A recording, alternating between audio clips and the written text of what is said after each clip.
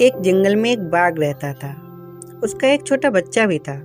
दोनों एक साथ खुशी खुशी रहते थे।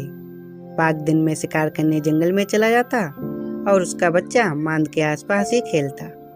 उस जंगल में एक गाय भी रहती थी। उसका भी एक छोटा सा बछड़ा था।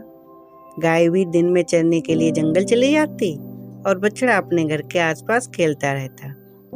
एक दिन गाय के बछड़े को बाघ का बच्चा दिखाई दिया। वह डर गया और छुप गया। जब शाम को उसकी माँ घर आई तो वह बाहर आ गया। अपनी माँ का दूध पीकर बछड़ा फिर से खेलने लगा, क्योंकि अब उसे अपनी माँ का सहारा मिल गया था। अगले दिन फिर से गाय और बाघ जंगल की ओर चले गए। दोनों के बच्चे अपनी अपनी जगह खेलने लगे। बाघ के बच्चे की नजर गाय के बछड़े पर पड़ी। वह उससे दोस्ती करना चाहता था। वह गाय के बछड़े की तरफ बढ़ा तो बछड़ा डर गया। पहले तो बछड़ा डरा, लेकिन बाघ के कहने पर वह रुक गया। बाघ के बच्चे ने गाय के बछड़े को कहा कि हम दोस्ती कर लेते हैं। इस पर गाय के बछड़े ने जवाब दिया कि तुम लोग मांसाहारी हो और हम लोग शाकाहारी, भला हम में दोस्ती कैसे हो सकती है। बाघ के बच्चे ने कहा कि हम लोग मांसाहारी जरूर हैं, पर तेरी मेरी दोस्ती एकदम पक्की होगी। जब हमारी माताएं जंगल को चली जाएंगी तब हम आपस में खेला करेंगे। ये सुनकर गाय के बच्चे को सुकून मिला और उसने भी उससे दोस्ती कर ली। दोनों ने कसम खाई कि कुछ भी हो जाए हम अपनी दोस्ती नहीं तोड़ेंगे, चाहे इसके लिए हमें अपनी माताओं से ही क्यों ना लड़ना पड़े।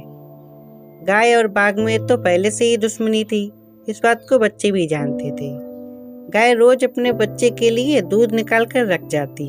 एक दिन गाय ने बछड़े से कहा कि जिस दिन मेरा ये दूध लाल रंग का हो जाए उस दिन समझ लेना कि तुम्हारी माँ को किसी बाघ ने खा लिया है।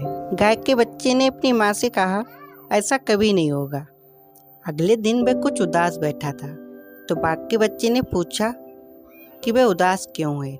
इस पर उसने अपनी माँ के द्वारा कही हुई बात उसे बता दी। बाघ के बच्चे ने कहा, ऐसा कभी नहीं होगा, और वो दोनों खेलने लगे।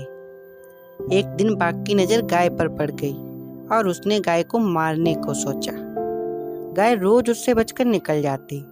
एक दिन बाघ गाय का रास्ता घेरकर बैठ गया और जैसे ही वह उसके नजदीक आई उसने उस पर हमला कर दिया और गाय को मारकर खा गया। उधर जब गाय का बछड़ा दूध पीने गया तो उसने देखा कि दूध का रंग लाल हो गया है, तो वह समझ गया कि बाघ ने उसकी माँ को मारकर खा लिया है। वह बाघ के बच्चे के पास गया और उसने उसे सारी बात बताई कि उसकी माँ ने मारकर खा लिया है। बाघ के बच्चे ने कहा, अगर मेरी माँ ने तेरी माँ को मारकर खाया है तो मेरी माँ भी जिंदा नहीं बचेगी। शाम को जब गाय वापस नहीं आई और बाघ वापस आ गया तो ये बात साफ हो गई कि बाघ ने गाय को मारकर खा लिया है। बाघ के बच्चे ने अपनी माँ को मारने की सोच ली। बाघ के बच्चे ने गाय के बछड़े से कहा कि मेरी माँ ने तेरी माँ को मारकर खाया है, अब तू छुप जा और देखना कि मैं अपनी माँ को कैसे मारता हूँ।